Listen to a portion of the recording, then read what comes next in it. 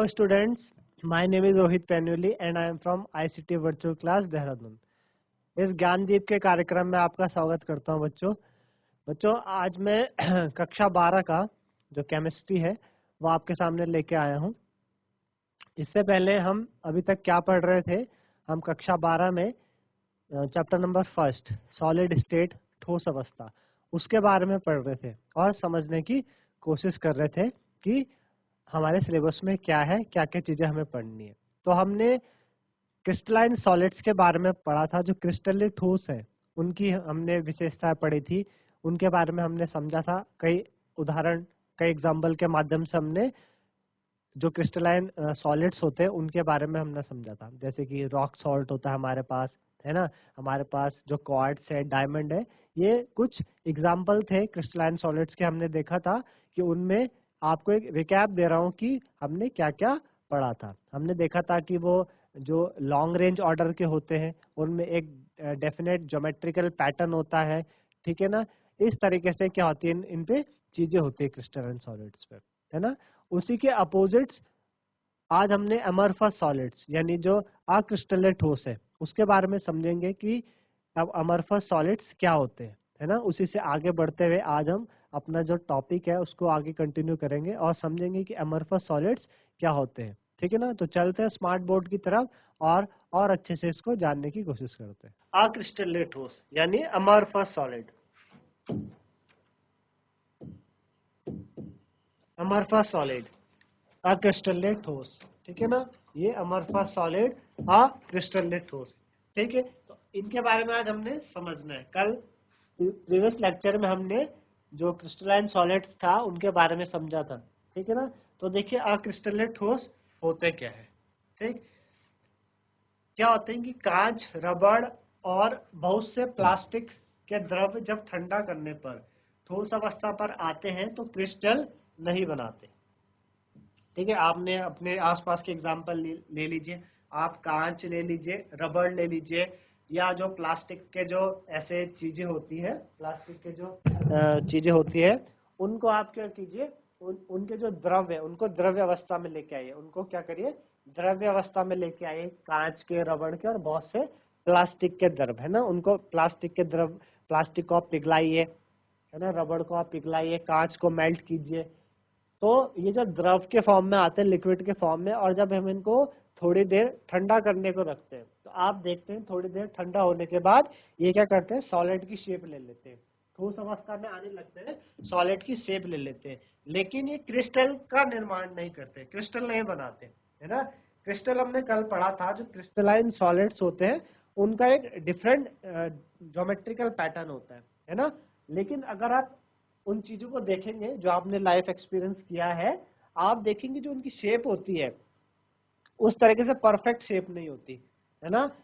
कोई किसी जो उसमें पार्टिकल्स है उसमें एक पैटर्न, अगर बोला साइंटिफिक नॉलेज में, अगर साइंटिफिक लैंग्वेज में बोलना चाहे तो एक परफेक्ट शेप नहीं आती।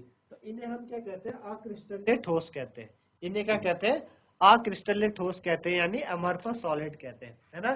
जैसे कि आप देख पा रहे हैं यहाँ पे फिगर में भी, आप फिगर में भी देखें, ये आपके पास अमरफस क्या है, SiO2 ग्लास ये बना हुआ। तो आप देख पा रहे हैं इस ग्लास में, इस पूरे फिगर में आप देखो कि आपको कोई डेफिनेट ज्योमेट्रिकल पैटर्न नहीं देखने को मिल रहा, कोई एक पैटर्न आपको देखने को मिल। इसी तरीके से ग्लास है, ग्लास को आप अगर इस तरीके से कोई एक पैटर्न नहीं है ना। इसी तरीके से रबड़ बैंड है, ये सारी की सारी चीजें हैं। क्वार्ट्ज ग्लास हो गया आपके पास, ये सिलिकॉन ऑक्साइड हो गया, ग्लास हो गया, रबड़ हो गया, ये सारे के सारे कैसे सब्सटेंस है, इनको हम क्या कहते हैं, अमरफस सॉलिड कहते हैं। क्या कहते हैं, अमरफस सॉलिड कहते हैं, ठीक है। अक्रिस्टलीय ठोस कहते हैं, ठीक है ना। यहाँ पे आप देख रहे हैं कि ये एक पैटर्न है और ये पैटर्न आगे आपको रिपीट होता हुआ नहीं दिखाई दे रहा है। ग्लास में आप अगर इस पैटर्न को पहचानने की कोशिश करें तो एक पैटर्न आपको ग्लास में क्या हो रहा है, दिखता हुआ नहीं दिखाई दे रहा है। इसी तरीके से अमरफस सॉलिड में भी ये पैटर्न आपको, एक पैटर्न ऊपर शुरुआत में है लेकिन फिर वो पैटर्न क्या हो गया, गायब हो गया, एक अलग से पैटर्न आया। तो इस तरीके के जो सॉलिड्स होते हैं उन्हें क्या कहते हैं, अमरफस सॉलिड्स कहते हैं, ठीक है ना। उन्हें क्या कहते हैं, अमरफस सॉलिड्स बोलते हैं। तो क्या क्या अमरफस सॉलिड्स की जो चीजें हैं वो क्या क्या होती है कि इनमें कोई निश्चित ज्योमेट्री नहीं होती है, मतलब they have not any definite geometrical pattern, इनमें कोई डेफिनेट ज्योमेट्रिकल पैटर्न नहीं होता। They do not have definite geometry, ठीक है ना, इनमें कोई डेफिनेट ज्योमेट्री नहीं होती, यानी जो इनके कॉन्स्टिट्यूएंट पार्टिकल्स होते हैं, जो इनके कोई कांस्टेंट पार्टिकल्स क्या हुए आपके atoms, ions and molecules. Atoms and molecules कोई एक फिक्स पैटर्न में नहीं होते, मतलब कुछ एटम्स कहीं पे है, कुछ कहीं पे है, इस तरीके से अस्त व्यस्त है, एक बोला जाए अस्त व्यस्त एक तरीका नहीं है उनका सेट होने का, ठीक है ना।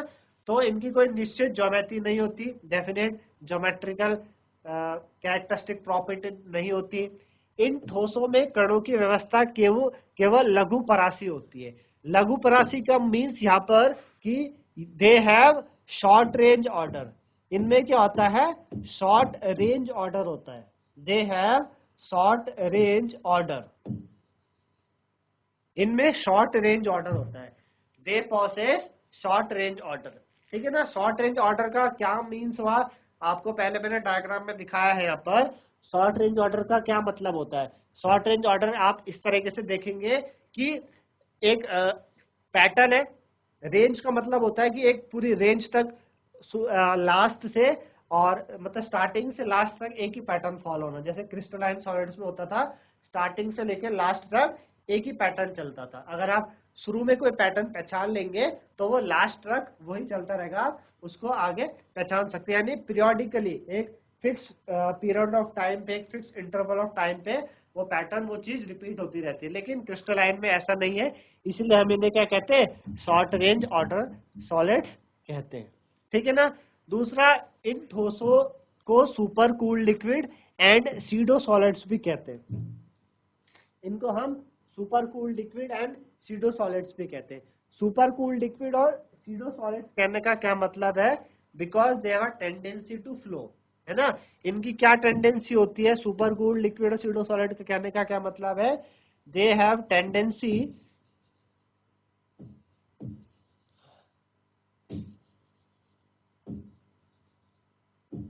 Tendency to flow.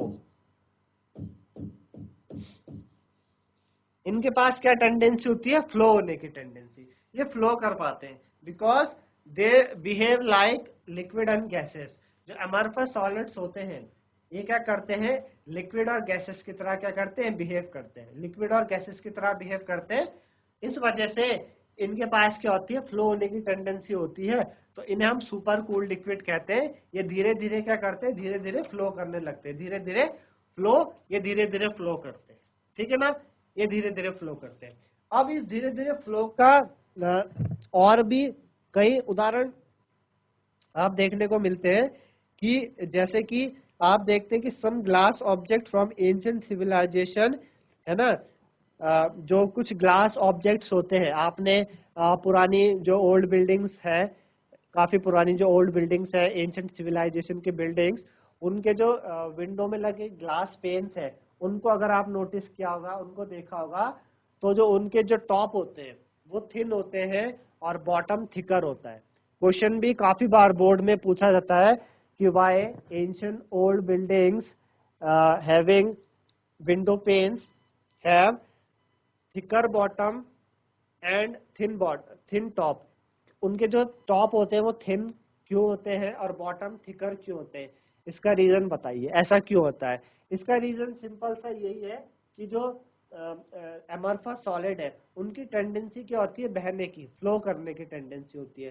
तो धीरे धीरे क्या होता है कि ये फ्लो करते चले जाते हैं, time to time amorphous solid धीरे धीरे ये क्या करते हैं, फ्लो करते हैं, बहते रहते हैं। तो ऊपर का जो थिक हिस्सा होता है वो नीचे नीचे बहते बहते हुए आता है, और उस वजह से जो बॉटम पे आके तो रुक जाएगा, तो बॉटम क्या होने लगता है, उसका थिक हो जाता है, और जो टॉप है वो उसकी थिन हो जाती है, वो टॉप जो है वो थिन हो जाती है।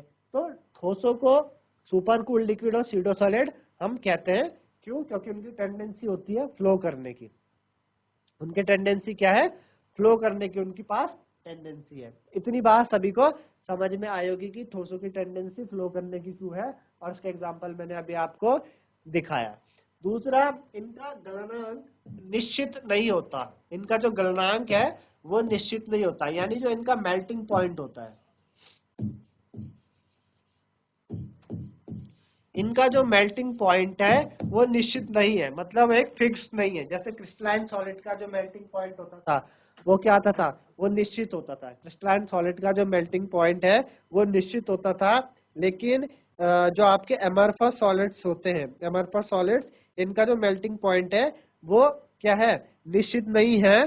They soften, melt and start flowing over range of temperature, यानी अलग अलग टेम्परेचर में क्या हो सकते हैं, ये इनको हम सॉफ्ट कर सकते हैं, मेल्ट कर सकते हैं, और ये अलग अलग टेम्परेचर में फ्लो करना स्टार्ट कर सकते हैं। They can be moulded and blown into various shapes, ठीक है ना। इनको हम अलग अलग शेप्स में क्या कर सकते, इनको मोल्ड कर सकते हैं और इनको अलग अलग शेप्स दे सकते हैं, है ना। इनको अलग अलग क्या कर सकते हैं, हम शेप्स दे सकते हैं। तो एमरफस सॉलिड के पास सेम स्ट्रक्चरल फीचर होते हैं जैसे कि लिक्विड के पास होता है, जैसे कि लिक्विड के पास होता है, और कन्वीनियंटली इनको हम क्या कहते हैं, इनको हम एक्सट्रीमली विस्कस लिक्विड भी कहते हैं, ठीक है ना। जो एमरफस सॉलिड्स है इनके पास सेम स्ट्रक्चरल फीचर है जैसे कि लिक्विड्स के पास होता है। इसी तरह इसी वजह से कन्वीनियंटली हम इनको एक्सट्रीमली विस्कस लिक्विड भी कहते हैं, विस्कस लिक्विड भी कहते हैं, ठीक है ना। ये कुछ टेम्परेचर में क्रिस्टलाइन भी बन जाते हैं, ठीक है ना। They become crystalline at some temperature, कुछ टेम्परेचर में ये क्रिस्टलाइन भी बोलते हैं। हमने बात की थी कि जब हम एमरफस सॉलिड्स को क्या करते हैं, इनके द्रव्य को ठंडा करके ठोस अवस्था में लेके आते हैं, तो ये क्रिस्टल्स नहीं बनाते, लेकिन कुछ ऐसी अवस्थाएं हैं, कुछ ऐसा टेम्परेचर है जिस टेम्परेचर पे ये क्या हो सकते हैं, ये क्रिस्टल का निर्माण कर सकते हैं, यानी क्रिस्टलाइजेशन कर सकते हैं, ठीक है ना। ये क्या कर सकते हैं, क्रिस्टलाइजेशन कर सकते हैं, ठीक है ना। They may become crystalline at some temperature. आप सभी को समझ में आया होगा कि इस तरीके से एमरफस सॉलिड्स की क्या है टेंडेंसी, एमरफस सॉलिड्स का क्या है, मेल्टिंग पॉइंट कम होता है, ठीक है ना। मेल्टिंग पॉइंट इनका कम होता है। ये सभी को समझ में आएगा कि मेल्टिंग पॉइंट का क्या मतलब है। Next one is amorphous solid. जो एमरफस सॉलिड्स होते हैं आपके, काटने पर इनके किनारे खुरदुरे रहते हैं, काटने पर इनके किनारे खुरदुरे रहते हैं। खुरदुरे means rough, they have rough surfaces. अगर आप इनको काटे तो इनका जो सरफेस है वो कैसा हो जाएगा, रफ सरफेस हो जाएगा। काटने पे इनके जो सरफेस है वो कैसा हो जाएगा, रफ हो जाएगा।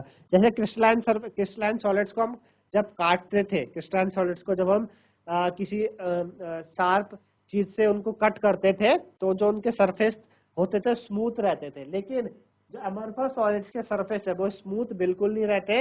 इनके जो सरफेस है वो कैसे रहते हैं, रफ सरफेस होते हैं। इनके कैसे सरफेस होते हैं, रफ सरफेस होते हैं। इतना सभी को समझ में आया होगा कि दे हैव रफ सरफेसेस, ठीक है।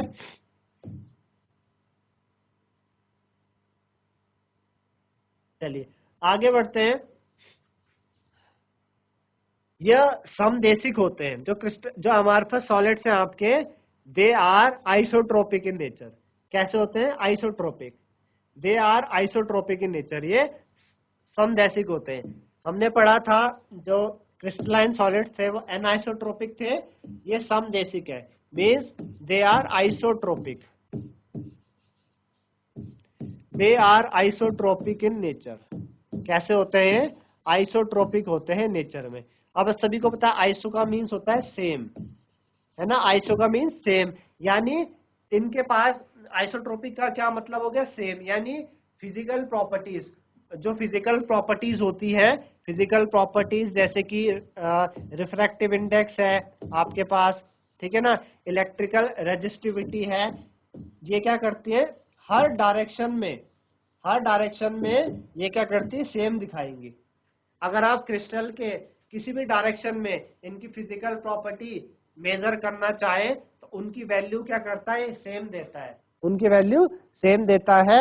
Other than crystalline solids they have different physical property along different direction. Different different direction में वो क्या करते थे, डिफरेंट डिफरेंट प्रॉपर्टी देते थे। लेकिन क्रिस्टलाइन सॉलिड में ऐसा, अमरफस सॉलिड में ऐसा नहीं होता। वो क्या करते हैं, फिजिकल प्रॉपर्टी सेम देते हैं। इसका मतलब वो क्या है, आइसोट्रोपिक है नेचर में। वो क्या है आपके, आइसोट्रोपिक है नेचर में। इतनी बात सभी को समझ में आई होगी, ठीक है ना। ये सभी को समझ में आई होगी कि इनमें कोई लॉन्ग रेंज ऑर्डर नहीं होता। तो जो अरेंजमेंट है पार्टिकल का is not definite along the all direction, ठीक है ना। ठीक, इनका डायरेक्शन, इनका जो, इनके पास कोई लॉन्ग रेंज ऑर्डर नहीं है, तो इसलिए जो पार्टिकल्स का अरेंजमेंट है वो कोई डेफिनेट नहीं है हर डायरेक्शन में, जिस वजह से जो ओवरऑल अरेंजमेंट है is equivalent in all direction. Therefore value of any physical property would be same along any direction. जो वैल्यू होती है फिजिकल प्रॉपर्टी की वो हर डायरेक्शन में क्या हो जाती है, सेम हो जाती है। हर डायरेक्शन में क्या हो जाती है, वो सेम हो जाती है, ठीक है ना। हर डायरेक्शन में सेम हो जाती है। इतना सभी को आया होगा, ठीक है ना। इतना सभी को आया। तो यह आपने आज अमरफस सॉलिड के बारे में समझा। अमरफस सॉलिड्स के और क्या क्या एग्जाम्पल हो सकते हैं अमरफस सॉलिड्स के, मैंने आपको बताया। आपके पास ग्लास है, रबड़ है ना। आपने देखा ग्लास, आपने देखा रबड़ बैंड देखा। इस तरीके से जो अमरफस के ये क्या होते हैं, एग्जाम्पल्स होते हैं। अमरफस सॉलिड्स आपकी काफी यूजफुल मटेरियल है, ठीक है ना। जैसे कि ग्लास, रबड़, plastic, they have a many application in our day-to-day life. Amorphous silicon is one of the best photovoltaic material available for conversion of sunlight into electricity, ठीक है ना। amorphous silicon क्या है, एक बेस्ट फोटोवोल्टिक मटेरियल है जो क्या करता है, सनलाइट को कन्वर्ट करता है किसमें, इलेक्ट्रिसिटी में। फोटोवोल्टिक है ये। फोटोवोल्टिक मीन्स जैसे इसके ऊपर लाइट पड़ती है, जैसे ही अमरफस, जो मैंने आपको बताया अभी, अमरफस क्या, silicon, amorphous silicon, amorphous silicon क्या करता है, जैसे ही अमरफस सिलिकॉन के ऊपर लाइट पड़ती है तो उस सनलाइट को क्या कर देता है, इलेक्ट्रिसिटी में चेंज कर देता है। तो इसका क्या है, बहुत, इसका क्या है, काफी उपयोग है। इसका क्या है, काफी उपयोग है आपके डे टू डे लाइफ में, ठीक है ना। डे टू डे लाइफ में इनका क्या होता है, काफी उपयोग होता है, ठीक है ना। इतना सभी को समझ में आया होगा, ठीक है ना। इतना सभी को समझ में आया होगा। तो एक क्वेश्चन भी है, जैसे कि refractive index of solid is observe to have the same value along all direction, comment the nature of the solid, would it show cleavage property, would it show cleavage property। ये कह रहा है कि जो रिफ्रैक्टिव इंडेक्स होता है solid का, refractive index solid का ऑब्जर्व किया गया, सेम वैल्यू उसकी हर डायरेक्शन में, उसकी वैल्यू क्या की गई, ऑब्जर्व सेम की गई। आपको कमेंट करना है on the nature of it solid, कि जो सॉलिड है उसका नेचर कैसा है, ठीक है ना। उसका जो नेचर है वो कैसा है, उसका नेचर। तो उसका नेचर कैसे होगा, आप सभी को पता है कि उसकी जो प्रॉपर्टीज है, जो प्रॉपर्टी है यानी वो सेम है हर डायरेक्शन में। उसकी फिजिकल प्रॉपर्टी क्या है, हर डायरेक्शन में फिजिकल प्रॉपर्टी क्या है, सेम है। जब हर डायरेक्शन में फिजिकल प्रॉपर्टी क्या है, सेम है, तो इसका मीन्स, इसका मतलब क्या हुआ, इसका मतलब वो कैसा सॉलिड है, वो आपका आइसोट्रोपिक, वो आपका कैसा है, अमरफस सॉलिड है। कैसा है वो, अमरफस सॉलिड है, ठीक है ना। कैसा सॉलिड है वो, अमरफस सॉलिड है। आप सभी को समझ में आया होगा कि वो कैसा सॉलिड है, अमरफस सॉलिड है। क्योंकि उनकी क्या प्रॉपर्टी होती है, उनकी प्रॉपर्टी हर डायरेक्शन में सेम होने की होती है, ठीक है ना। अब आपके पास कुछ क्या है, कुछ आपके पास सॉलिड्स है, कुछ आपके पास सॉलिड्स है, जैसे कि आपके पास कुछ सॉलिड्स है, उनको क्या करना है, उनको सॉलिड्स को क्या करना है, उन सॉलिड्स को आपने क्लासिफाई करना है, ठीक है ना। सॉलिड्स को क्लासिफाई करना है कि वो क्रिस्टलाइन है कि अमरफस है। मैं आपके सामने कुछ सॉलिड्स लेके आ रहा हूँ। We have to classify as crystalline और अमरफस, कि वो क्रिस्टलाइन है या फिर अमरफस है, ठीक है ना। जैसे कि मेरे पास पॉलीयूरेथीन है, पॉलीयूरेथीन है, यूथेन, ठीक। मेरे पास नेप्थलीन है,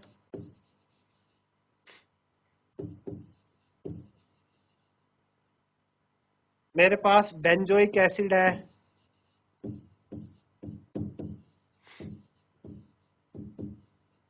और हमारे पास टेफ्लॉन है, ठीक है। हमारे पास क्या है, टेफ्लॉन है, एंड हमारे पास पोटेशियम नाइट्रेट है, हमारे पास पोटेशियम नाइट्रेट है, एंड सेलोफेन है, ठीक है। Then we have polyvinyl chloride,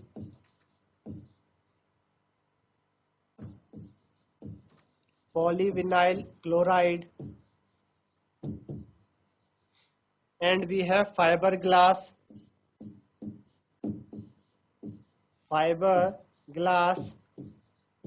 ठीक। ये हमारे पास कुछ क्या है, कुछ सब्सटेंस दिए गए हैं। We have to classify them as crystalline और अमरफस सॉलिड, ठीक है ना। तो सबसे पहले हम बात करते हैं कि इनमें से क्रिस्टलाइन कौन है, ठीक है ना, और अमरफस कौन है। तो जैसे कि बेंजोइक एसिड, ये आपके पास क्या है, क्रिस्टलाइन है। देखिए मैं सी से क्रिस्टलाइन डिनोट कर रहा हूँ और ए से अमरफस। तो बेंजोइक एसिड आपके पास क्रिस्टलाइन होता है। पोटेशियम नाइट्रेट है, is also a crystalline. Potassium nitrate भी क्या है, क्रिस्टलाइन है आपके पास, ठीक है ना। आपके पास ये दो चीजें क्या है, क्रिस्टलाइन होती है, ठीक है ना। Benzoic acid and potassium nitrate, these are crystalline. Properties आप पढ़ चुके हैं कि क्यों क्रिस्टलाइन है ये। नेप्थलीन है आपके पास, नेप्थलीन इज अमरफस। जो नेप्थलीन होता है आपके पास क्या है, अमरफस। आपके पास टेफ्लॉन है, Teflon is also amorphous. Teflon amorphous है। नेप्थलीन बॉल्स आप देखते हैं अपने घरों में, जो नेप्थलीन बॉल्स होती हैं वो भी क्या होती है आपके पास, अमरफस सॉलिड है, ठीक है ना। आपके पास सेलोफेन है, ये भी क्या है, अमरफस है। सेलोफेन अमरफस होता है। पॉलीविनाइल क्लोराइड, ये भी अमरफस है। पॉलीविनाइल क्लोराइड आप देखते हैं कि आपके घरों में जो वायर्स वगैरह होती है उनको प्रोटेक्ट करने के बाहर से कवरिंग होती है, ताकि हमें इलेक्ट्रिसिटी से हम बच सके। आप अपने कोई भी अपने घरों में जो तार है, जो आपके चार्जर होता है उसके बाहर की तार अगर देखें तो वो क्या है, चार्जर की बाहर की तार है, उसको भी आप पाएंगे कि वो कैसी है, अमरफस है। आपके पास फाइबर ग्लास है, fibre glass is also amorphous. ये भी क्या है, ये भी आपके पास क्या है, अमरफस सॉलिड होता है ना। ये भी आपके पास क्या है, अमरफस सॉलिड्स है। तो ये क्या है, आपके क्या है, अमरफस सॉलिड्स है। जो आपके पास पॉलीरेथेन है, ये भी आपके पास क्या है, अमरफस है। पॉलीरेथेन is also a amorphous solid. ये आपके पास क्या है, पॉलीरेथेन भी आपके पास अमरफस सॉलिड्स है, ठीक है ना। तो ये बेसिकली ये चीजें हैं जो आपके पास अमरफस है, क्रिस्टलाइन है। एक आपके पास जो आपके पास कॉपर होता है, कॉपर, ठीक है ना, copper, copper is also a crystalline solid. तो इस तरीके से अभी आपने अमरफस सॉलिड के बारे में समझा, यानी अक्रिस्टलीय ठोस के बारे में। क्या क्या उनकी क्या थी विशेषता आपने पढ़ी, उनके गुण पढ़े, वो किस तरीके से बिहेव करते हैं, एग्जाम्पल के द्वारा मैंने आपको समझाया। कुछ क्वेश्चन भी लेके आया जिसमें हमने क्लासिफाई किए अमरफस सॉलिड और क्रिस्टलाइन सॉलिड्स को। आई होप सभी को समझ में आया होगा। धन्यवाद।